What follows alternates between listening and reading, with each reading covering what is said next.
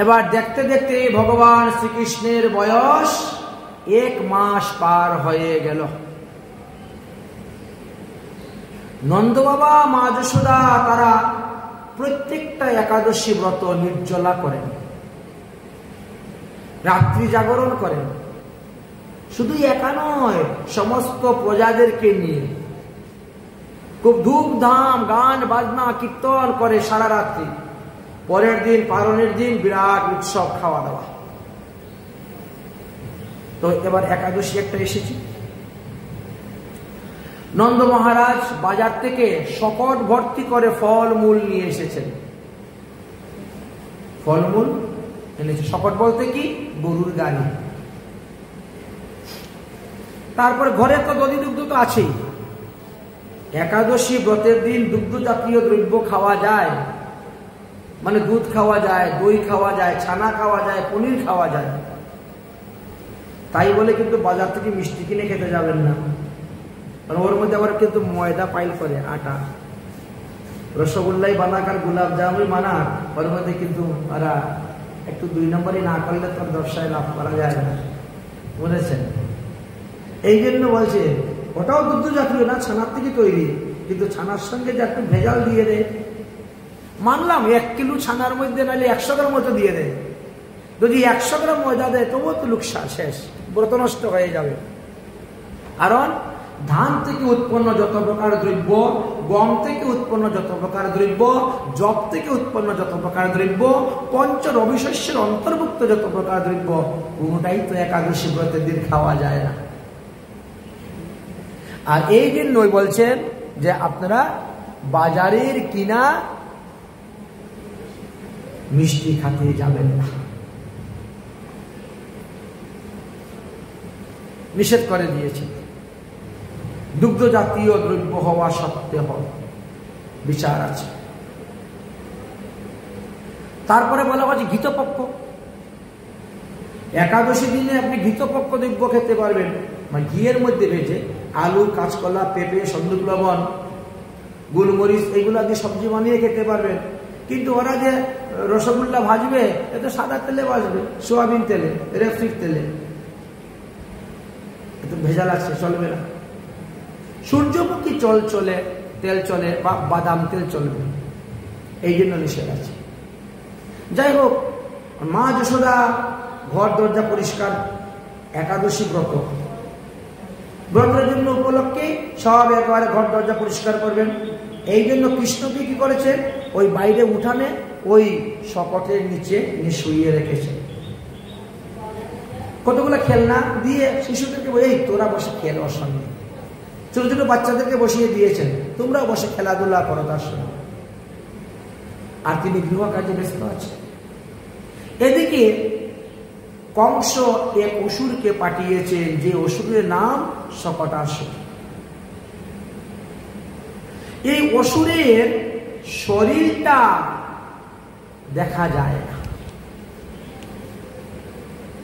তার শরীর দেখা যায় না। কেন দেখা যায় না? অভিসম্পাদ। হিরণ্যকাশ্যের যে দৈত্য কথা বলছিলাম আমরা, হিরণ্যকাক্ষ, এই হিরণ্যকাক্ষ দৈত্যের 9টি পুত্র সন্তান ছিল। তার মধ্যে সব থেকে ছোট পুত্রের নাম ছিল উৎকচ। এই উৎকচই হলেন শকটাসুর। উৎকচ অত্যন্ত বলবান ছিলেন এবং বিশাল শরীর তার ছিল। তো একবার তিনি চলার পথে যাচ্ছেন, উৎকচ সামনে পড়ে গেছে লুমুস মুনির আশ্রম। লুমুস মুনির আশ্রম, লুমুস মুনির আশ্রমের যত গাছপালা আছে সব ভেঙে হুড়মুড় করে যেতে শুরু করেছে। শরীর তো বড়, বিশাল শরীর। এই দর্শন করে লুমুস মুনি অত্যন্ত লেগে গেলেন, কুপিত হয়ে গেলেন, হয়ে তাকে অভিসম্পাদ দিয়েছিলেন। আর সেই অভিসম্পাদের কারণে তাকে শকটাসুর বলা হয়। যদিও সঙ্গে সঙ্গে ঋষির চরণের পরে ক্ষমা ভিক্ষা চেয়েছিলেন, তখন ঋষি বলছিলেন যে ঠিক আছে, যাও, তুমি গিয়ে ব্রজে বাস করো, ভগবান শ্রীকৃষ্ণের হাতে তোমার মৃত্যু হবে, আর তখন তুমি উদ্ধার হবে। বলে দিলেন বৈবস্বর মন্বন্তরে তুমি মুক্ত হবে, এর আগে নয়। সেই উৎকোচি এখন ওই শকটাসুর রূপে আসলেন কংসের দ্বারা প্রেরিত হয়ে ভগবান শ্রীকৃষ্ণকে বধ করার জন্য এসে উপস্থিত হয়েছে। এসে ওই গাড়ির উপরে বসে গেছেন শকটাসুর, শকটের উপরে বসে একেবারে বিশ্বাম্বরের মতো রূপ উজ্জ্বল ভার দিতে শুরু করছে। আর ওই গরুর গাড়ির চাকা মাটির নিচে ডাকতে শুরু হয়ে গেছে, এত উজ্জ্বল। ভগবান শ্রীকৃষ্ণ দেখছেন আর একটু ডাবলে তো আমার মুখের মধ্যে চাপা লেগে যাবে, তখন তো আমি নিজেকে বাঁচানো মুশকিল হয়ে যাবে, ওষুধ মারবো কেমন করে। ভগবান আরম্ভ করলেন কান্না। ছোট ছোট বাচ্চাদের যেমন ক্ষুধা লাগলে পরে ওরা তো বলতে পারে না, 1 মাসের শিশু, মা আমার ক্ষুধা লেগেছে খেতে দাও, বলতে তো পারে না, কান্না শুরু করে দেয়। মা তখন বুঝতে পারে আরে আমার ছেলেটা অনেকক্ষণ ধরে খায় নাই রে, এই জন্য ক্ষুধা লেগেছে, এই জন্য কাঁদতেছে। অনুভব, তখন সেবাটা হয় অনুভবে, অনুমান সেবাটা। এই তো ভগবান শ্রীকৃষ্ণ কান্না শুরু করেছেন। আর কান্না করতে কোনো সময় দেখবেন অনেক সময় ছেলেমেয়েরা কি করে, 2টা পা এরকম করে নাচায়, পা 2টা। ভগবান এরকম পা 2টা নাচাচ্ছেন আর কান্না করছেন। করতে করতে এমন জুড়ে একটা দিয়েছেন লাথি, পুরা শকট সহ শকটাসুর পুড়ে গেল। শকটের মধ্যে যা ছিল সব তো উঠানের মধ্যে পড়ে নষ্ট হয়ে গেল। আর শকটাসুর গিয়ে পড়লো একটা বিরাট বড় চারণভূমির পাথরের উপরে, মাথাটা পড়ে একেবারে চূর্ণ বিচূর্ণ হয়ে গেল, মারা গেল। কংসের কাছে সংবাদ গেল, কংসের আরো ত্রাস বেড়ে গেল। 6 দিন বয়সে পুতনাকে মেরে দিল, 1 মাস যেতে না যেতে সে শকটাসুরকে মেরে দিল। সর্বনাশ! তাহলে তো এই আমার শত্রু, এই বিষ্ণু, একে তো মারানো মুশকিল। যত বড় হবে তত তার শক্তি বৃদ্ধি হবে, তাকে মারা মুশকিল হবে। কাকে পাঠাবো, কাকে পাঠাবো? দেখতে দেখতে 1 বছর হয়ে গেল। তখন তিনি কি করলেন, তৃণাব্রত নামক এক অসুরকে পাঠাইলেন। হে তৃণাব্রত, তুমি যাও, তুমি যদি একে বধ করতে পারো তাহলে আমি আমার অর্ধেক রাজ্য তোমাকে দান করে দেব। কৃষ্ণ। তৃণাব্রত অসুরের প্রকৃত নাম কি ছিল? বলেন ইনি পাণ্ডু দেশের সহস্রাক্ষ নামে এক রাজা ছিলেন, এই তৃণাব্রত অসুর। তিনি একদিন মহিষীগণ সহ নর্মদা নদীর তটে বিহার করতে গিয়েছিলেন। সেই সময়ে দুর্বাসা ঋষি ওই পথ দিয়ে যাচ্ছিলেন। রাজা সহস্রাক্ষ দুর্বাসা ঋষিকে দেখা সত্ত্বেও আসন থেকে উঠলেন না, দণ্ডবোধ করলেন না, প্রণাম করলেন না। ঋষি দুর্বাসা এতে ক্রুদ্ধ হয়ে অভিসম্পাদ দিলেন, যা তুই রাক্ষস হয়ে থাক। পরে রাজার চরণে এসে অনুনয় বিনয় করে কাকতি মিনতি করতে শুরু করল। দুর্বাসা ঋষি বললেন, তাহলে বৈবস্বর মন্বন্তরে ভগবান কৃষ্ণরূপে অবতীর্ণ হইবেন, তখন তিনার হাতে তোর মৃত্যু হইবে, তিনার অঙ্গস্পর্শে তুই মুক্তি লাভ করতে পারবি। যা বজিতে থাক। এই তো সেই অসুর আসলেন। আজকে কংসের দ্বারা প্রেরিত হয়ে তিনি আসছেন নন্দালয়ে কৃষ্ণকে মারার জন্য। এত বড় অসুর মুখের থেকে মহাসাইক্লোন সৃষ্টি করতে পারে, বাতাস, ঘূর্ণিঝড়, মুখ থেকে আগুন প্রকট করতে পারে, যে কোনো রূপ ধারণ করতে পারে, আকাশ মার্গে উড়ে যেতে পারে। এমন ভয়ঙ্কর অসুর, এমন মায়াবিদ্যা শিখেছেন, সিদ্ধি লাভ করেছে। এসেই তো নন্দ গোকুলে ফু দিতে শুরু করলেন। একেবারে ধুলায় দূষণিত, চতুর্দিক অন্ধকার, এত ধুলা উঠতে শুরু হলো। মা যশোদা তখন বারিন্দার মধ্যে বসে গোপালকে স্তন দুগ্ধ পান করাচ্ছে। ধুলায় দূষণিত দিকে তাড়াতাড়ি গোপালকে কুল থেকে নেমে নিয়ে দৌড় দিয়েছেন দরজা জানালা বন্ধ করতে। আর ওই সুযোগে ওই তৃণাব্রত অসুর গোপালকে কাঁধে করে নিয়ে আকাশ মার্গে চলে গেছে। মা যশোদা দরজা বন্ধ করে এসে দেখেন গোপাল নাই, চাইয়ে দেখেন অসুর নিয়ে চলে যাচ্ছে। আরে ধরো ধরো ধরো ধরো, দেখো এক রাক্ষস আমার ছেলেকে নিয়ে চলে যাচ্ছে গো, রাক্ষস ছেলেকে কে ধরতে পারবে? ও তো আকাশ মার্গে উঠে গেছে শূন্যে। যতক্ষণ দৃষ্টি যায় দেখা যায় ততক্ষণ গোপাল রে বলে সবাই দৌড়তেছে। দৌড়তে দৌড়তে মা যশোদা অজ্ঞান হয়ে ভূমিতে পড়ে গেলেন। ভগবান শ্রীকৃষ্ণ এবার নিজে বিশ্বাম্বর মূর্তি হয়ে গেলেন। এমন ভাবে বিশ্বাম্বর মূর্তি ধারণ করলেন যে অসুর সে আর ভার সহ্য করে উপর দিকেও যেতে পারছে না, এখন নিচের দিকে নামা শুরু হয়েছে। ভগবান শ্রীকৃষ্ণ কাঁধে বসেছেন, তো কাঁধে বসে দুই হাত দিয়ে গলা চেপে ধরেছেন, এমন ভাবে গলা চেপে ধরেছেন শ্বাস বন্ধ, আর চলতে পারে ছাড় ছাড় ছাড়, সামুঞ্চ সামুঞ্চ, আর ভগবান আর ছাড়ে না, ধরার মতনই ধরেছে। ভগবান যাকে ধরেন তাকে ধরার মতনই ধরেন, এত সহজে ছাড়েন না। প্রাণ চলে গেল, তিনি মারা গেলেন, স্থিলাবত অসুর মারা গেল। কংসের আরো ত্রাস আরো ভয় উপস্থিত হয়ে গেল। মা যশোদা মনে মনে চিন্তা করছে, গোপালকে এখন যার তার কাছে দেওয়া যাবে না, যেখানে সেখানে রাখা যাবে না, তাই আমি এখন যেখানে যাব সেখানে আমার সঙ্গে করেই গোপালকে নিয়ে যাব। স্নেহময়ী জননী মা যশোদা যমুনায় স্নান করতে যাচ্ছেন, তো গোপালকে যমুনায় নিয়ে যাচ্ছে সঙ্গে করে। তো 1-1.5 বৎসরের বালক, ওকে যমুনার নামালে তো হবে না, এই জন্য যমুনার তীরে রেখেছে। গোপাল তুমি এখানে বসে খেলা করো, আমি স্নান করে আসছি। এই জন্য তিনি স্নান করার জন্য চলে গেছেন। যেই স্নান করতে গিয়েছেন এমনি পৃথিবী দেবী প্রকট হয়ে গেছেন। পৃথিবী দেবী প্রকট হয়ে বলছেন, প্রভু আজ 1 বৎসর পার হয়ে গেল, আপনি ধরাধামে আসলেন, অবতীর্ণ হলেন, কিন্তু আমি আপনার চরণ স্পর্শ পেলাম না, আজকেই পেলাম। কারণ রাজবাড়ি তো বড় বড় পাথর দিয়ে বাঁধানো।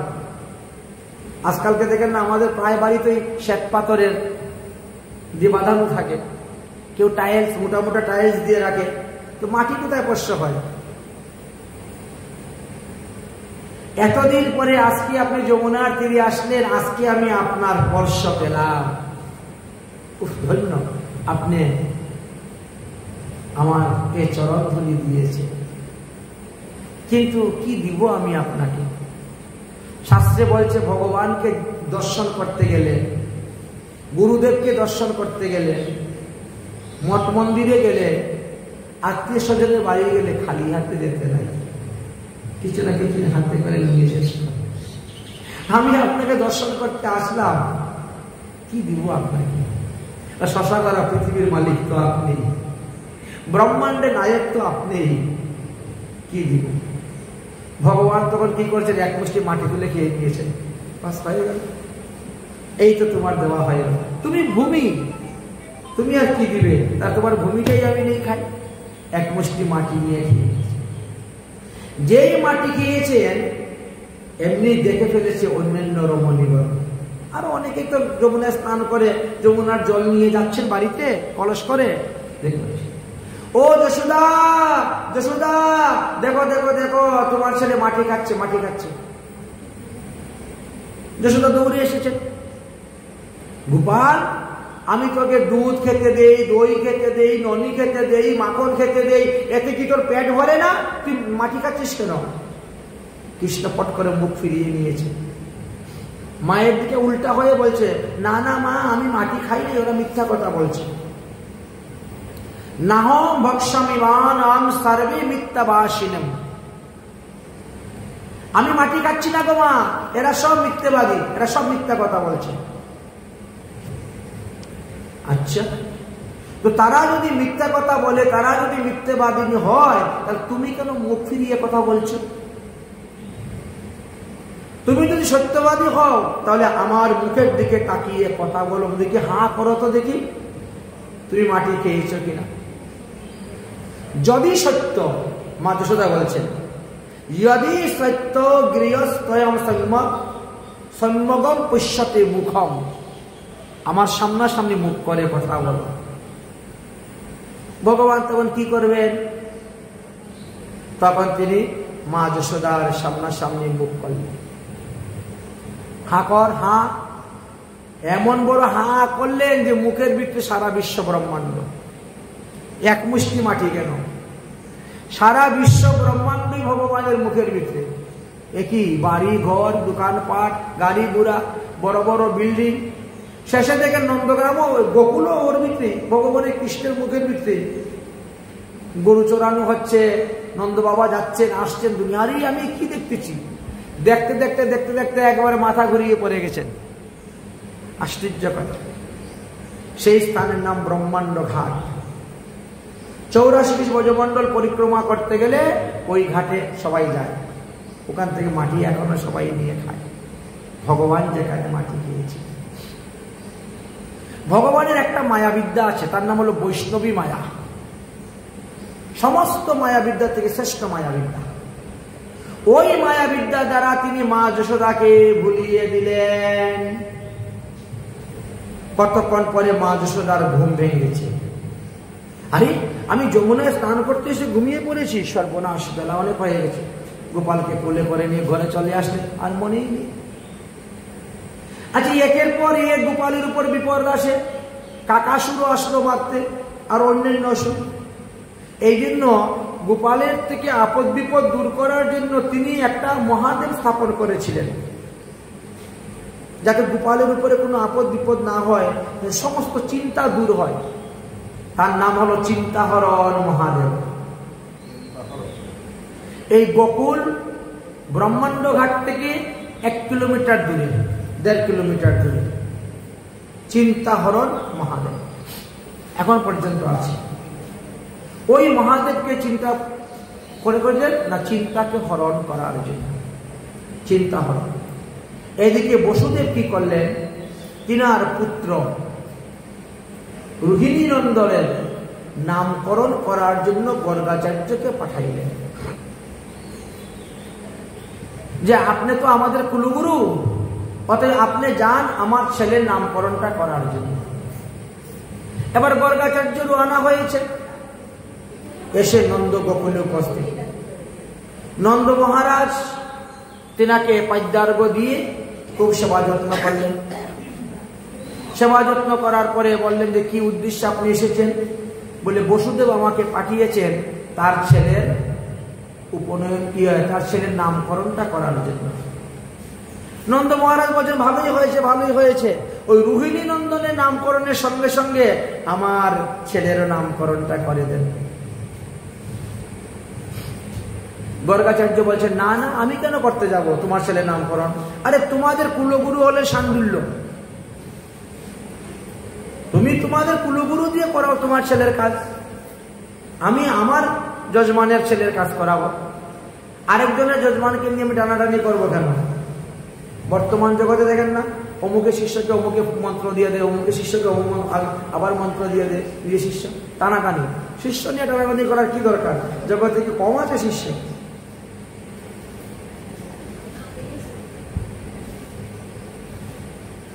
পরিষ্কার বললেন তোমার কুলগুরু দিয়ে তুমি তোমার ছেলের নামকরণ করাও। আমি যদুবংশের কুলগুরু, তাই আমাকে বসুদেব পাঠিয়েছেন তার ছেলের নামকরণ। কিন্তু নন্দ মহারাজ নাচর বান্দা, আরে বাবা বর্ণানাম ব্রাহ্মণ গুরু, ব্রাহ্মণ তো সকলেরই গুরু হয়, ব্রাহ্মণ ক্ষত্রিয় বৈশ্য শূদ্র চারি বর্ণ। ব্রাহ্মণ 5 প্রকার হয়, সারস্বত ব্রাহ্মণ, কান্যকুব্জ ব্রাহ্মণ, গৌর ব্রাহ্মণ, মিথিল ব্রাহ্মণ আর উৎকল ব্রাহ্মণ। এই হলো পঞ্চগৌর ব্রাহ্মণ গোষ্ঠী। ব্রাহ্মণের এই 5টা গোষ্ঠী আছে। এক গোত্র থেকে আরেক গোত্র থেকে তাদের মধ্যে বিবাহ হয় না। ব্রাহ্মণের মধ্যে 5টা শ্রেণী বিভাগ আছে। ব্রাহ্মণের মধ্যে 5টা গোত্র আছে। পুলস্ত্য মুনির পুত্র থেকে বেৎস তার থেকে বেদস্যপুত্র ব্রাহ্মণ, মহিষী রুচির পুত্র শাণ্ডুল্য থেকে শাণ্ডুল্য গোত্রীয় ব্রাহ্মণ, মুনিশ্রেষ্ঠ গৌতম থেকে শার্বলী গোত্রীয় ব্রাহ্মণ, কশ্যপের পুত্র থেকে কাশ্যপ গোত্রীয় ব্রাহ্মণ, বৃহস্পতির পুত্র ভরদ্বাজ থেকে ভরদ্বাজ গোত্রীয় ব্রাহ্মণ। এই জন্য ব্রাহ্মণ 5 প্রকার আছে, তাদের গোত্র 5টা আছে, তাদের মধ্যেও আবার ছোট বড় আছে। কাণ্যকুব্জ ব্রাহ্মণ হলো সব থেকে শ্রেষ্ঠ এবং সম্মান। যাই হোক, অতএব আপনিও আমার ছেলের নামকরণ করেন। গর্গাচার্য বলছেন, আমি যদি তোমার ছেলে নামকরণ করি আর যদি কোনো প্রকারে কংসের কানে গিয়ে এই কথা ঢুকে যায় তাহলে কিন্তু তোমার বিপদ আরো বাড়বে। কংস তখন বলবে, তাহলে তো এই নন্দ মহারাজের ছেলে, ওটা বসুদেবেরই ছেলে, অতএব তোমার ছেলের নামকরণ আমি করতে যাব না। কংসের অনুচর চতুর্দিকে ঘুরে বেড়াচ্ছে, কখন কার চোখে ধরা পড়ে যাবে, তোমারও বিপদ আমারও বিপদ, অতএব এমন কাজ করতে যাব না। মহারাজ, আপনি হলেন একজন মহা জ্যোতিষ, একদিকে যেমন জ্যোতিষ বিদ্যায় পারদর্শী, আরেকদিকে তপস্যা বিদ্যায় পারদর্শী। আপনি কাজ করুন না, আপনি আমাদের গোশালায় চলে যান, আমার নবলক্ষ গাবি গোমাতাকে দর্শন করার জন্য। আর সেই শুধু গিয়ে আমি রোহিণী আর যশোদাকে ওই দাসী বান্দির কাপড় পরিয়ে ওই রকম সাজিয়ে পুজিয়ে পাঠিয়ে দিব, গোবরের টুকরি একটা মাথায় দিয়ে। ওখানে যাওয়ার পরে ওই গোশালার মধ্যেই ওই আমার ছেলের নামকরণটা করে দিবেন আর রোহিণীর ছেলের নামকরণটা করে দিবেন, কেউ জানতে পারবে না। আচ্ছা ঠিক আছে, তুমি যখন এতই বলছো, ঠিক আছে তাই। এবার গিয়ে উপস্থিত। এদিকে রোহিণী বলছে, এই যশোদা, আমরা শুনছি গর্গাচার্য নাকি ত্রিকালদর্শী। কেমন ত্রিকালদর্শী সাধু, আজকে একটু পরীক্ষা করে নিব। কেমন করে পরীক্ষা করবে? দেখ, আমার ছেলে তোর কুলে নে, আর তোর ছেলে আমার কুলে নে। মোটা কাপড় দিয়ে ভালো করে ঢেকে নিয়ে যাব, গিয়ে বসে যাব, দেখি আমার ছেলে নামকরণটা করে দেন তো আগে, দেখি বলতে পারে কি না। এখানেই তো প্রমাণিত হয়ে যাবে কেমন ত্রিকালদর্শী। দুজনে কিন্তু এইরকম বুদ্ধি করে পাল্টাপাল্টি করে নিয়েছে, পাল্টাপাল্টি করে গিয়ে একেবারে গিয়ে উপস্থিত। যশোদা চালাক, মহারাজজি আপনি আগে আমার ছেলের নামকরণটা করে দেন, আমি আগে চলে যাই, তারপরে ওরটা করবেন বলে বসে গেছে একবার সামনে গিয়ে। গর্গাচার্য তখন ধ্যানস্থ হলেন। গর্গাচার্য ধ্যানস্থ হয়ে তিনি বলছেন, অয়মি রোহিণী পুত্র রামায়ণ সুহৃদ গুণে। একই যশোদা, তোমার কোলে থেকে রোহিণীর পুত্র বসে আছে, ধরে ফেললেন না দেখেই। তুমি বলে তোমার পুত্র নামকরণ করবো বলে তাড়াহুড়া করে তুমি বসলে, তোমার কোলে থেকে রোহিণীর পুত্র বসে আছে। যাক, থাক, ওর নাম রাখলাম বলরাম, ওর নাম রাখলাম শঙ্কর্ষণ, ওর নাম হলো রাম, 3 নামে অভিহিত। এইবার তাহলে এখন আর কিছু বলার নেই, বলার নেই। এবার যশোদা বলছে, তাহলে ঠিক আছে, এই নে তোর ছেলে, তুই নে, আমার ছেলে দে। এবার পাল্টা পাল্টি নিয়ে আসছেন। যশোদা বলছেন, এখন আমার ছেলের নামকরণটা করে দাও। ধ্যানে বসছেন। অরে যশোদা, তোমারই ছেলে দিকে যুগে যুগে এসে অবতীর্ণ হয়, জন্মগ্রহণ করে, তাই না? হ্যাঁ। আসনম বর্ণাস্ত্রয়স্যম ঘৃণতম যুগোত্তন শুক্ল রক্তস্ততাপিত ইদানীম কৃষ্ণতাগত। তোমার ছেলে সত্যযুগে শুক্লবর্ণ ছিল, নিজন্ম নিয়েছিল। তোমার ছেলে ত্রেতা যুগে রক্তবর্ণ হয়ে এসেছিল। তোমার ছেলে কলিযুগে পীতবর্ণ রূপ ধারণ করে আসে। আর এবার এই দাপর যুগেতে কালো বর্ণ হয়ে এসেছে, তাই তার নাম আমি রাখলাম কৃষ্ণ। আচ্ছা, আর আর কি আছে বলেন তো? আবার ধ্যানে বসছে। প্রাজ্ঞায়া বাসুদেবস্য কষ্টিস্তব আত্মজ। আরে দেবী, তোমার এই পুত্র থেকে কোনো এক সময় বসুদেবের পুত্র রূপে জন্মগ্রহণ করেছিল, দেবকীর পুত্র রূপে জন্মগ্রহণ করেছিল, তাই আমি তার নাম রাখলাম বাসুদেব। মহারাজ, আপনি আমার ছেলের কুষ্টিটা একটু বিচার করে দেন না। কুষ্টি বিচার করতে বসেছেন। কুষ্টি বিচার করে কুষ্টি সব জায়গায় লক্ষণ ভালো সুন্দরী আছে, এক জায়গাতে গিয়ে উনি একটু সন্দেহ হয়ে গেল। ভগবান শ্রীকৃষ্ণের কুষ্টির সপ্তম ঘরে রাহু বসে আছে। ওগো, তোমার ছেলের কুষ্টি সপ্তম ঘরে তো রাহু বসে আছে, এইটা তো ভালো ইঙ্গিত নয়। এমনি তো কি হলো, তাহলে কি করতে হবে? ভগবান শ্রীকৃষ্ণ তখন কি করছে, গর্গাচার্য দাড়ি ধরে টান দিয়েছে। আর বলতে যাবেন না, বলেছেন বড় চতুর ভগবান, বলেছেন না না না না, ও কোনো কিছু নাই। ওই যদি কারু সপ্তম ঘরটা তো বিয়ের ঘর, হিসাব করা হবে, বিবেচনা গণনা করা হয়, তো তোমার ছেলের না অনেকগুলা বউ থাকবে, তোমার অনেক বউমা থাকবে হবে। আচ্ছা আচ্ছা ঠিক আছে, এক টানে ভগবান দিয়েছে, তো খবরদার আর বেশি কিছু বলতে যাবেন না।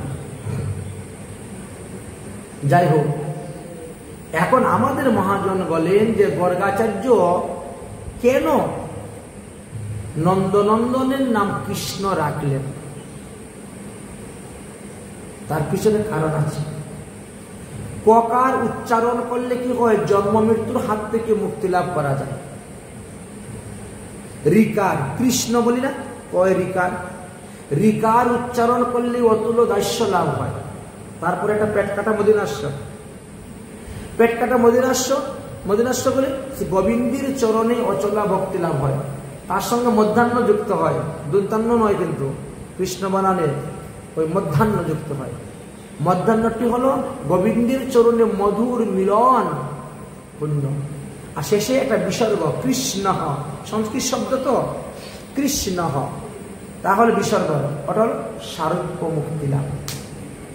এখন বুঝতে পেরেছ, আপনি যদি কৃষ্ণ শব্দ উচ্চারণ করেন, কৃষ্ণ বলেন, তাহলে যমের দূতগণ ভয়ে কম্পিত হবে, অনিষ্ট সমস্ত ধ্বংস হবে, মহা পাপ পাতকি নাশ হবে, ভবরোগ নিবারণ হইবে, অকাল মৃত্যু দূর হইবে। এই পাঁচটা ফল লাভ করা যায় কৃষ্ণ নাম উচ্চারণে, কারণ কৃষ্ণ শব্দের মধ্যে অক্ষর পাঁচটা আছে। প, রি, মদিনাস্য, মধ্যাহ্ন, বিসর্গ। কৃষ্ণ, কৃষ একটা ধাতুর থেকে সঙ্গে প্রত্যয় যুক্ত হয়ে শব্দের উৎপত্তি হয়। তাই বলে কৃষ ধাতু হলো নির্মল বাচক, নকার হলো দাস্যবাচক, অকার হলো প্রাপ্তিবাচক। অর্থাৎ যারা কৃষ্ণ নাম কীর্তন করেন, কৃষ্ণ নাম শ্রবণ করেন, তাদেরকে ভগবান নির্মল দাস্য প্রদান করিয়া থাকে। কৃষ্ণ শব্দের বহু অর্থ বহুজনে ব্যাখ্যা করেছেন, কিন্তু আমাদের মহাজন গ্রন্থের অন্যের ব্যাখ্যা আমরা শুনতে যাই না, মানতে যাই না। কৃষ্ণ শব্দের বহু অর্থ তাহা নাহি মানি, ব্রজেন্দ্র নন্দন রাধা রমন এই মাত্রই জানি। আমরা রাধা রমন রূপেই জানি, আর কিচ্ছু জানি না। তাই जिस देश में जिस भेष में परिवेश में रहो,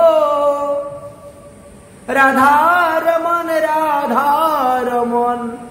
राधे राधे को। जिस ग्राम में जिस धाम में जिस ग्राम में रहो, राधा रमन राधे राधे को। जिस काम में जिस धाम में जिस ग्राम में रहो, राधा रमन राधे राधे को हो।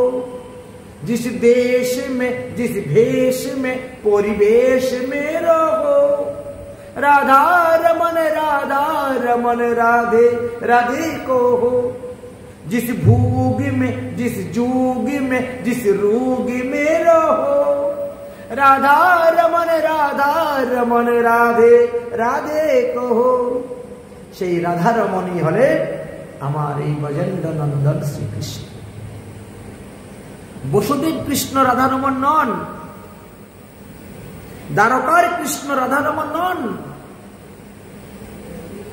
একমাত্র নন্দনন্দন কৃষ্ণই হলেন রাধারমণ। তাই বলছেন ব্রজেন্দ্র নন্দন শ্রীকৃষ্ণকে উপাসনা করো। আমাদের যত মহাজন, 64 মহান্ত, দ্বাদশ গোপাল, 6 চক্রবর্তী, অষ্ট কবিরাজ, কেউ কোনোদিন কোনো শাস্ত্রে বলে যান নাই যে দ্বারকার কৃষ্ণের ভজন করো। কেউ কখনো বলে যান নাই যে তুমি মথুরার কৃষ্ণের ভজন করো। সবাই বলছেন ব্রজেন্দ্রনন্দন কৃষ্ণের ভজন করো, নন্দনন্দন কৃষ্ণের ভজন করো, যশোদানন্দন কৃষ্ণের ভজন করো। এই কথাই বলে গিয়েছেন। আমার ব্রজেন্দ্র নন্দন ভজে যে জন, সফল জীবন তার। আমার ব্রজেন্দ্র নন্দন ভজে যে জন, সফল জীবন তার, সফল জীবন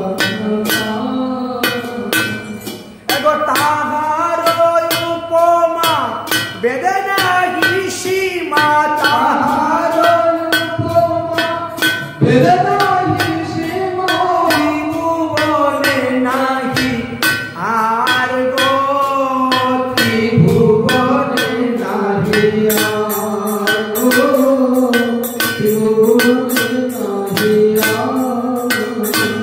আরে মন মাধব না বোঝে মানব, না বোঝে কখন মরিয়া যাবে, কখন মরিয়া যাবে, কখন মরিয়া যাবে। আরে সেই সে অধমরে প্রহারিবে জনে, সেই সে অধমরে প্রহারিবে জনে, রবে কিমিতে খাবে, রবে কিমিতে খাবে। ওই তার মতো আর পাপি নাই ছাড়, তার মতো আর পাপি নাই ছাড়। সংসার জগৎ মাঝে, সংসার জগৎ মাঝে, সংসার জগৎ মাঝে। বলে কোনো কালে তার গতি না গিয়ার, কোনো কালে তার গতি না গিয়ার। ভ্রমিবে জগৎ মাঝে, ভ্রমিবে জগৎ মাঝে, ভ্রমিবে জগৎ মাঝে। ব্রজেন্দ্রনন্দন শ্রীকৃষ্ণকে না ভজা পর্যন্ত মুক্তি নাই। ওই ঘড়ির কাটার মতন পুনরূপী জননম, পুনরূপী মরণম, পুনরূপী মাতৃ জঠরে শয়নম, এই 84 লক্ষ জুনি ভ্রমণ করতে থাকে। একমাত্র ব্রজেন্দ্রনন্দন শ্রীকৃষ্ণকে যিনি ভজবে তারই বেড়া পার, উসকি বেড়া পার। ব্রজেন্দ্রনন্দন কৃষ্ণ হলেন 16 কলায় পরিপূর্ণ, মথুরার কৃষ্ণ হলেন 15 কলা, আর দ্বারকার কৃষ্ণ হলেন 14 কলা।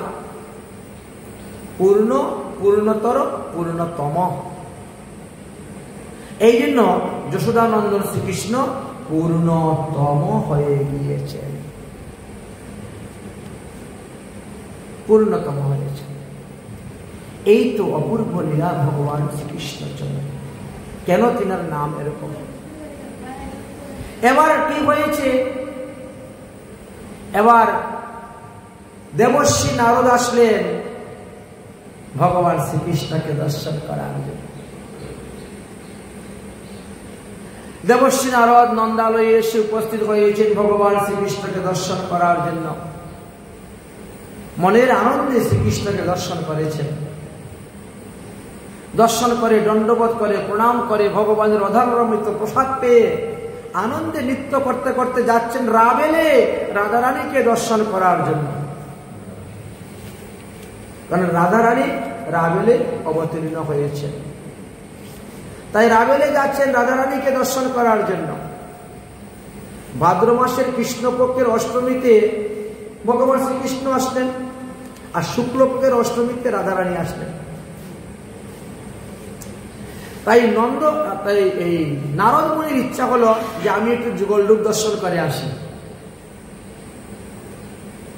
আর এই জন্য তিনি গোকুলে গিয়ে কৃষ্ণকে দর্শন করেছেন, এখন মনের আনন্দে যাচ্ছেন রাধারানীকে দর্শন করার জন্য। এমন সময় বৃন্দাবনের অধিষ্ঠাত্রী বৃন্দা দেবী প্রকট হয়ে গেলেন।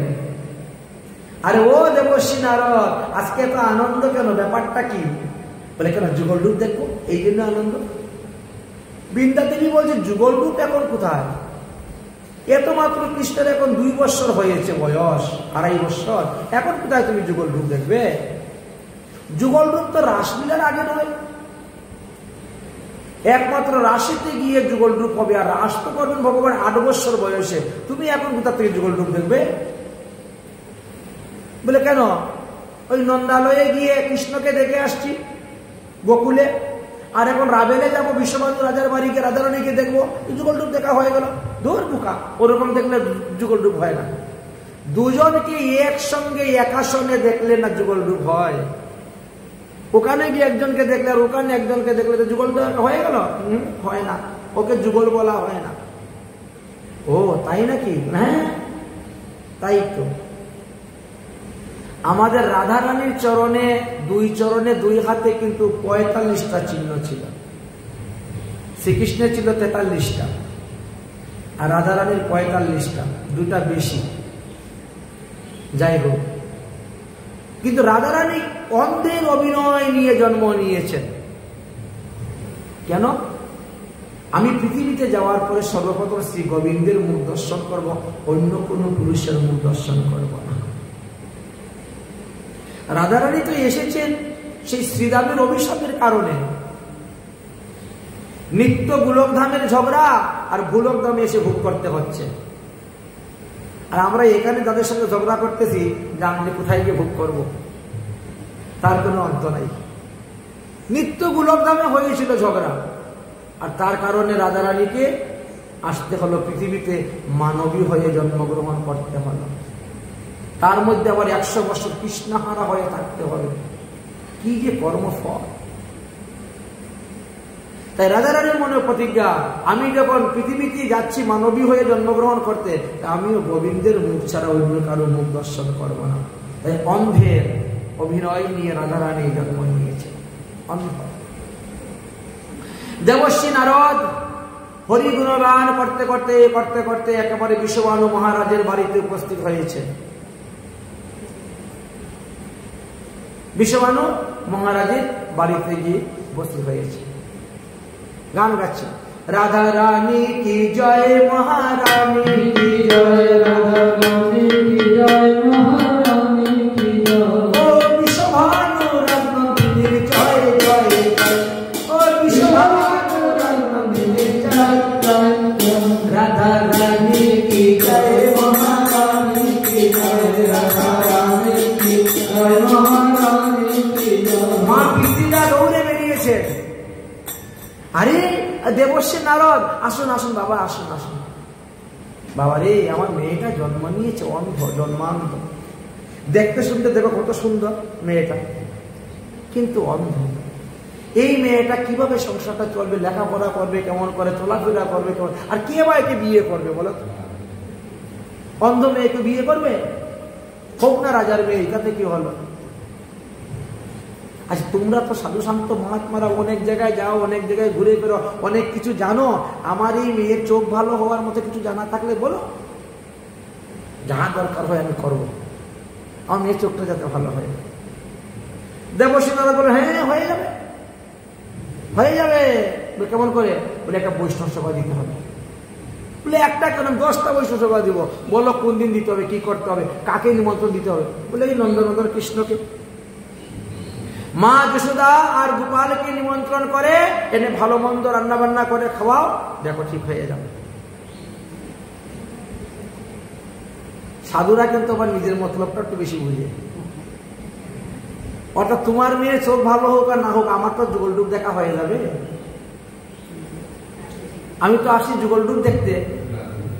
আর বৃন্দাবনের অধিষ্ঠাত্রী দেবী বৃন্দা দেবী তো বলে দিয়েছে আলাদা দেখলে হবে না, এক জায়গায় দেখতে হবে। এই হয়েছে বুদ্ধি, দেখেছেন? নিজ মতলব। তোমার কাজ হোক আর না হোক, আমার কাজটা তো হবে। আমি তো যুগলডুব দেখতে আসছি, যুগলডুব দেখেই যাব। 8 বছর অপেক্ষা করবো কেন? রাসলীলায় এখনই যুগলডুব দেখে যাব। সাধুদের মতলবটা কিরকম দেখেছ? সঙ্গে সঙ্গে নিমন্ত্রণ, আগামীকালকে বৈষ্ণব সেবা। নারদমুনি তুমি থাকো, থাকবো থাকবো। যদিও নারদমুনির উপরে ওই দক্ষের অভিসম্পাদ ছিল যে 6 মিনিটের উপর কোথায় তাড়াতে পারবে না, কিন্তু সেখানে কোনো অভিসম্পাদ কাজ করে নাই। দিনের পর দিন থেকে যাচ্ছেন, কোনো কাজ করছে না অভিসম্পাদ। এটি ভগবত লীলা। দ্বারকায় দিনের পর দিন থাকতেন, ঘন্টার পর ঘন্টা থাকতেন, কিচ্ছু হতো না। অভিসম্পাদ অন্যত্র কাজ করে। নিমন্ত্রণ দেওয়া হয়েছে। পরের দিন একেবারে নন্দ বাবা, মা যশোদা, গোপাল আরম্ভ করে সবাইকে নিয়ে একেবারে বৈষ্ণব সেবা আয়োজন এসেছে। কৃষ্ণ তো রাস্তায় আস্তে আস্তে ঘুমিয়ে পড়েছে, একেবারে ভোর। মা যশোদা শকর থেকে নেমেছেন, নেমে গোপালকে কুলে করে নিয়ে এবার গিয়েছেন। কোথায় গো কীর্তিদা, কীর্তিদা? আহা, অনেকদিন পরে দুই সইয়ের সঙ্গে দুইজনের দেখা, কত বলা বলি, কোলাকুলি, আনন্দ। আরে আমার ছেলেটা না আস্তে আস্তে ঘুমিয়ে পড়ে গেছে, ওকে কোথায় ঘুম পাতাবো? কীর্তিদা বলছে কেন, আমার মেয়ের কাছে ঘুম পাতাই দাও, এত বড় পালং দেখতে পাচ্ছ না? পালঙ্কের মধ্যে ঘুম পাতিয়ে দিয়েছেন কৃষ্ণকে। আস্তে আস্তে পালঙ্কা দুলাচ্ছেন। হলে ঝুঁকা দিও, অরে হলে ঝুঁকা দিও, আলনা মে সুরায়ে মের লাল্লা, হলে ঝুঁকা দিও। আমার ছেলে ঘুমাচ্ছে, আমার মেয়ে ঘুমাচ্ছে, আস্তে আস্তে দুলনাটা দুলাইও, জুড়ে জুড়ে না, দুলনা ধীরে ধীরে, হলে পুচা দিও। কৃষ্ণ ঘুমিয়ে আছেন বিভোর, রাধা রানীও ঘুমিয়ে আছেন বিভোর। আর এদিকে দুই সইয়ে খুব গল্প চলছে, রান্না বান্না হচ্ছে তো, রান্নাঘরে রান্না চলতেছে, আর দুইজনে মিলে খুব গল্প চলতেছে। এদিকে আর কোনো, এরা তো ঘুমাচ্ছে, ঘুমা, চিন্তা নাই। ছেলে মেয়ে ঘুমালে তো মা বাবা টেনশন ফ্রি, কাজকর্ম করা যায়, চিন্তা নাই, নিশ্চিন্ত মনে কাজ করা যায়। এরা এদের কাজে ব্যস্ত আছেন। ভগবান শ্রীকৃষ্ণ কি করেছেন? পাশ পরিবর্তন। আমরা যেমন পরিবর্তন করি শরীর, পাশ পরিবর্তন করতে গিয়ে একেবারে রাধারানীর উপরে হাত দিয়ে দিয়েছেন বুকে। রাধারানী চমকে উঠেছেন, কে রে বাবা আমার শরীরে হাত দিল? আরে এতদিকে আমার গোবিন্দের হাত, আরে এখনই আমার গোবিন্দ চলে এসেছেন। বুঝতে পারলেন গোবিন্দের অঙ্গের ঘ্রাণ, গোবিন্দের অঙ্গের স্পর্শ পেয়ে রাধারানীর চক্ষু খুলে গোবিন্দকে দর্শন করে নিলেন। হয়ে গেল যুগল দর্শন।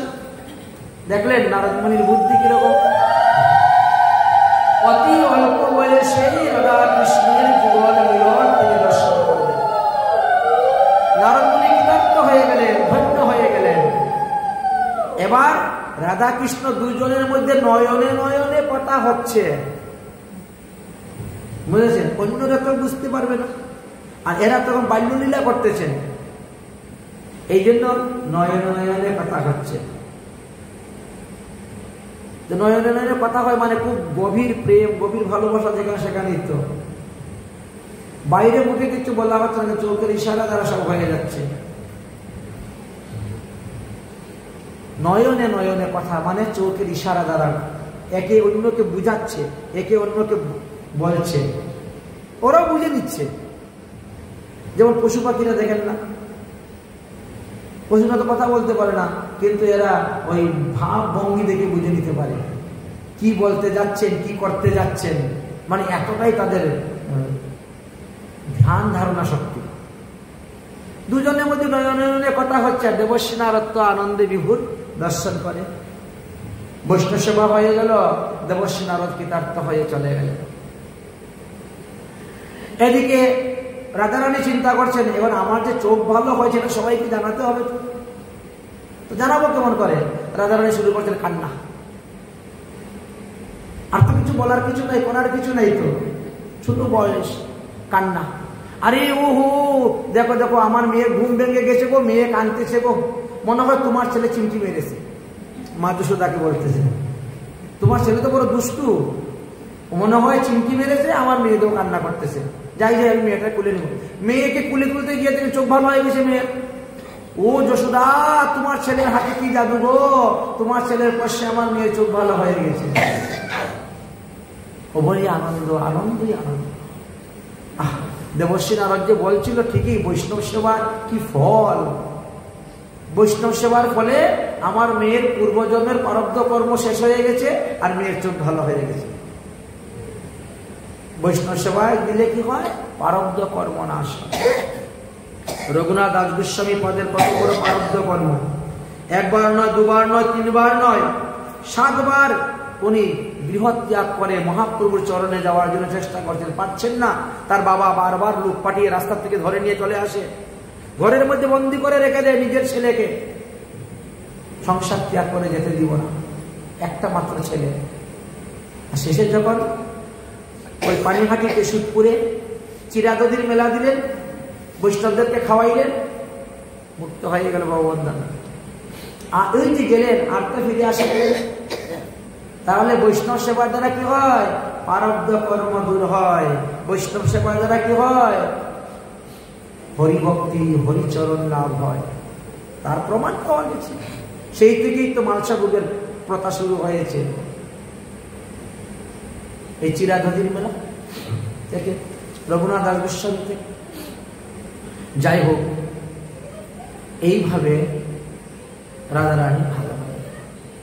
এখন রাধারানী ধীরে ধীরে বড় হচ্ছেন, কৃষ্ণ ধীরে ধীরে বড় হচ্ছেন, দুজনই ধীরে ধীরে বড় হচ্ছেন। একদিন ভগবান শ্রীকৃষ্ণের সখা, নাম তার মধুমঙ্গল। মধুমঙ্গল বলছে, এ কানাই, তুই যখন ছোট ছিলে না, তোর গর্গাচার্য এসেছিলেন তোর নামকরণ করার জন্য, ঠিক আছে? নামকরণ করার পরে গর্গাচার্য তোর কুষ্টি বিচার করেছিলেন। আর কুষ্টি বিচার করে উনি বলছিলেন যে কৃষ্ণ যখন বড় হবে না, একটা মস্ত বড় চুর হবে।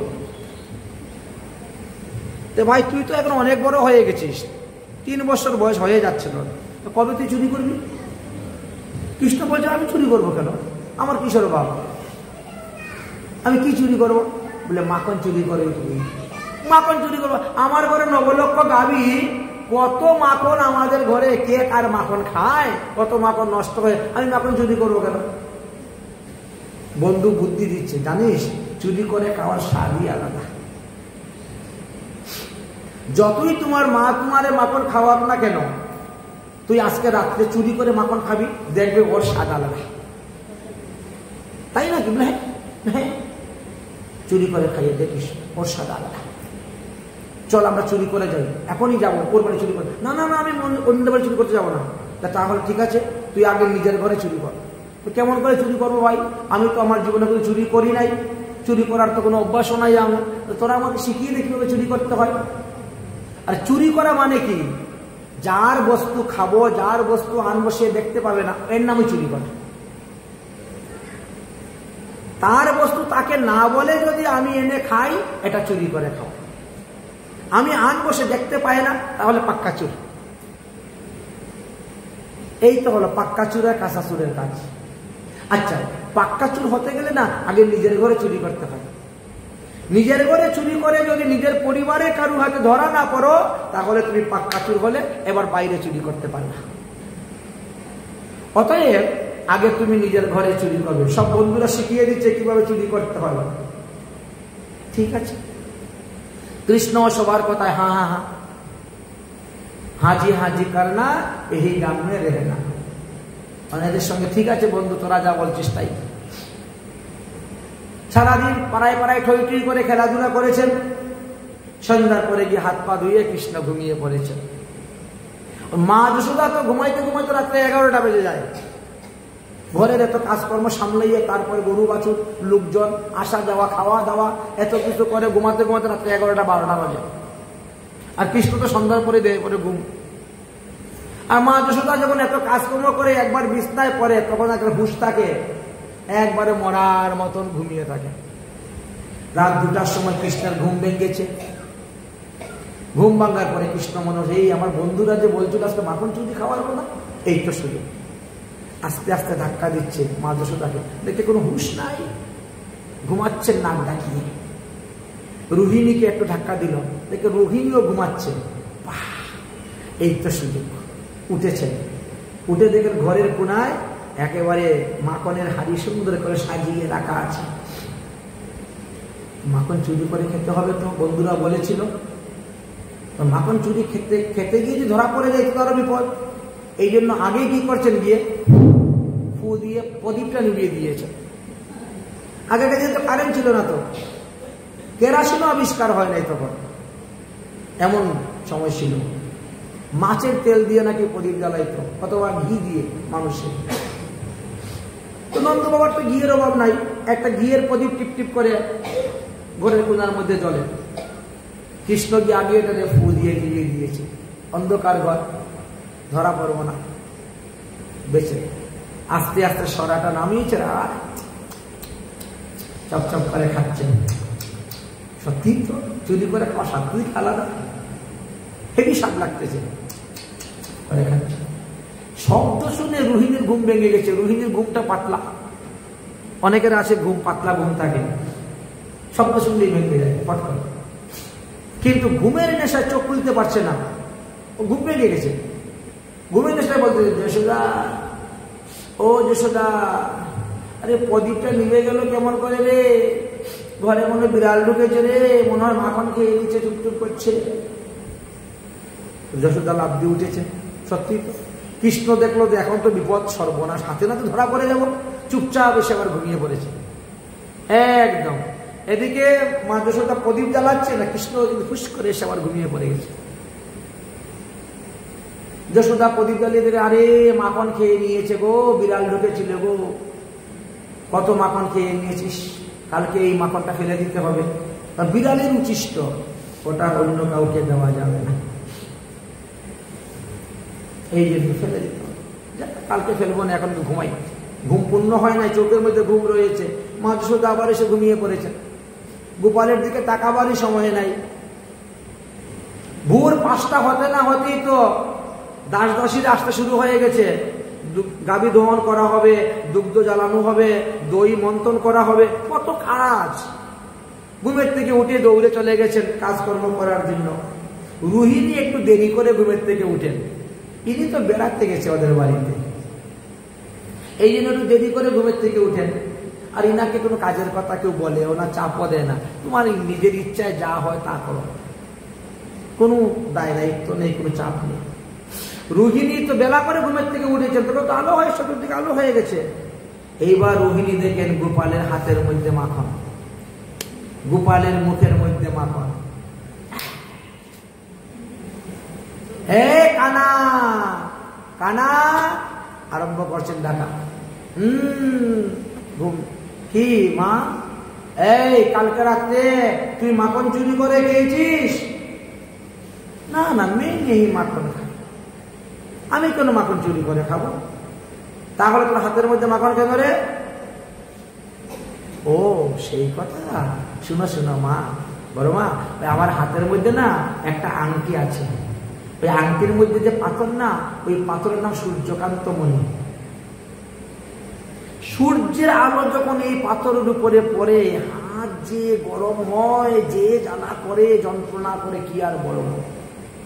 কিন্তু সারাদিন তো খেলাধুলায় থাকি, দিকে অতটা অনুভব হয় না। কিন্তু রাত্রিবেলা যখন ঘুমাইলাম, ঘুমানোর পরে দেখে হাত কি জ্বালা করতেছে, জ্বালা করতেছে। এখন আমি চিন্তা করলাম, তোমরা সারাদিন এত কাজকর্ম করে ঘুমিয়েছ, তোমাদেরকে ডেকে আবার এই বলবো, তার থেকে বড় মাখনের ভিতরে হাত ঢুকিয়ে রেখে দিয়ে হাত ঠান্ডা হয়ে যাবে। এই বুদ্ধি করে আমি কি করলাম, ওই ধীরে ধীরে গিয়ে প্রদীপটাকে ফু দিয়ে নিবাইলাম, কারণ জানি বাবা কোন বিপদ পড়বে আমার উপর। আবার এই যে আস্তে আস্তে হাতটা ঢুকাইলাম, মাখনের ভিতরে হাত ঢুকানোর পরে কি শান্তি, কি আরাম পাচ্ছি। এখন একটু নাড়াচাড়া দিতে গিয়ে শব্দ হয়ে গেছে, তোমার ঘুম ভেঙে গেছে। হাত ঠান্ডা করার জন্য মাখনের ভিতরে হাত নাড়াচাড়া দিচ্ছি তো, কারণ আংটিগুলো তো লেগে যায়, মাটির হাড়ি ঠক শব্দ হয়ে যায়। তোমার ঘুম ভেঙে গেছে, তুমি মাকে ডেকেছো, মা উঠে প্রদীপ জ্বালিয়েছে, আমি দেখলাম সর্বনাশ হয়ে গেছে, আমার উপর আবার একটা বদনাম হয়ে যাবে, কলঙ্ক লেগে যাবে চুরের, তার থেকে আমি যে ঘুমিয়ে পড়ি। এই কলঙ্কের হাত থেকে রক্ষা করার জন্য আমি দৌড়ে এসে ঘুমিয়ে পড়লাম। সত্যি করে বলছি গো মা, আমি মাখন চুরি করে খাই, মেয়ে মাখন খাই। তুই যদি মাখন চুরি করে নাই খাস, তোর যদি হাত ঠান্ডা করার জন্য মাখনের ভিতরে ঢোকা, তোর মুখে মাখন লাগলো কেমন করে রে? আচ্ছা, হাত ঠান্ডা করতে হাতে মাখন লাগবে, মুখের মধ্যে কেন মাখন লেগেছে? ও সেই কথা। ও শোনো শোনো বড়মা, ওই আমি ঘুমানোর পরে না ওই ক্ষুদ্র ক্ষুদ্র কালো কালো পিপিলিকা আছে না, ওইগুলো এসে আমার চোখের মধ্যে, নাকের মধ্যে, মুখের মধ্যে, গালের মধ্যে ঘোরাঘুরি করতে শুরু করেছে। আমি তখন ওই পিপিলিকাকে সরাইতে গেছি না, তখন হাতের মাখন মুখে লেগে গেছিল। আমি কিন্তু মাখন খাইনি মা। এমন ভাবে সাক্ষী দিয়েছেন, এমন ভাবে অভিনয় করে কথা বলছেন যে রোহিণী মনে করছে সত্যি তো, সত্যি। রোহিণী মা উঠে চলে গেছে। কৃষ্ণ এক দৌড় দিয়েছে একটা সকালের কাছে রোয়ানা। সকালে তো বসে আছে, অপেক্ষা করতেছে, কৃষ্ণ এখনো আসছে না কেন? কি ব্যাপার সকাল? বলে কালকে রাত্রে মাখন চুরি করেছিলাম, খেয়েছিও, কিন্তু কেউ ধরতে পারে নাই। বলে বাবা, তুই তো এক রাত্রি পাক্কা চুর হয়ে গেলে রে কৃষ্ণ। এক রাত্রি পাক্কা চুর, দেখ তোর পুষ্টির মধ্যে লেখা ছিল না যে তুই বড় হলে চুর হবে, মস্ত বড়। সত্যি। তাহলে এখন কি করতে হবে? বলে এখন আমরা সবাই মিলে একটা মন্ডলী বানাবো, মন্ডলী। আর সেই মন্ডলীর সেনাপতি হবে তুমি। মন্ডলীটার নাম কি? বলে চৌরবিদ্যা প্রসারণ মন্ডল। এই এটা একটা নাম কি? বলে কি হলো? বিদ্যা না, চৌরবিদ্যা। 64 প্রকার বিদ্যার মধ্যে চুরি বিদ্যা এক বিদ্যা, অর্থাৎ চৌরবিদ্যা প্রসারণ মন্ডল। আমার কাজটা কি? কাজ হলো ওই বজগুপিদের ঘরে ঘরে গিয়ে মাখন চুরি করে খাওয়া, মাখন চুরি করে খাওয়া। দুই ধরা পড়বি কেন? আর ধরা পড়লে আমরা আছি না, আমরা তোকে বাঁচিয়ে নিব। যে সমস্ত গোপীগণ আমাদের বন্ধুদেরকে মাখন খেতে দেয় না, মথুরায় বাজারে গিয়ে বিক্রি করে, যে টাকা রোজগার করে, এদের ঘরে আগে মাখন চুরি করবো। চল, এবার রওনা হয়েছে মাখন চুরি করতে। এক এক ঘরে যান আর মাখন চুরি করতে শুরু করেন। সবাই এসে বিচার দেয়, মা যশোদা তাদের কথা বিশ্বাস করেন না। আমার ঘরে এত গদিযুক্ত থাকে, তোমার ঘরে কেন মাখন চুরি করতে যাবে? বিশ্বাস করেন না। তোমরা যেদিন হাতে নাতে ধরে এনে দিতে পারবে সেদিন আমি বিশ্বাস করব। কিন্তু গোপালকে কে ধরা যায় এত সহজে? গোপাল তো একদিক থেকে আরেক দিকে পালিয়ে যান, একদিক থেকে আরেক দিকে পালিয়ে যান। গোপীরা শেষ পর্যন্ত মাখন ছিকার মধ্যে তুলে রেখেছে, ছিকায়। সেখানেও ঘোড়ার মতন একটা একটার পিঠে আরেকটা উঠে গিয়ে সেখান থেকে মাখন চুরি শুরু করে দিয়েছে। ধরতে গেলে জানালা দিয়ে দৌড়ে পালাচ্ছেন। अरे नट कट नट खट नंद किशोर माखन खा गयो माखन चोर। नट खट नंद किशोर, नट खट नंद किशोर माखन खा गयो माखन चोर। माखन खा गयो माखन चोर। अरे पकड़ो पकड़ो दौड़े दौड़े काना भागे जाए। কে তাকে ধরবে? पकड़ो पकड़ो दौड़े दौड़े काना भागे जाए। कभी बदल पे कभी डाली पे हाथ लगी आए। गोकुल की गलियों में मचेगा ही शोर। गोकुल की गलियों में मचेगा ही शोर। माखन खा गयो माखन चोर।